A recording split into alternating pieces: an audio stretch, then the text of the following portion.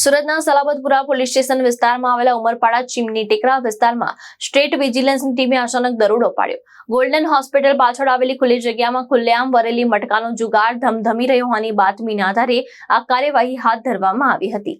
દરોડા દરમિયાન વરેલી મટકાનો ગેરકાયદેસર ધંધો ચલાવતા 8 આરોપીને ઝડપી પાડવામાં આવ્યા હતા. પકડાયેલા આરોપીઓમાં વરલી મટકાના રાઇટર અને કેશિયરનો પણ સમાવેશ થાય છે.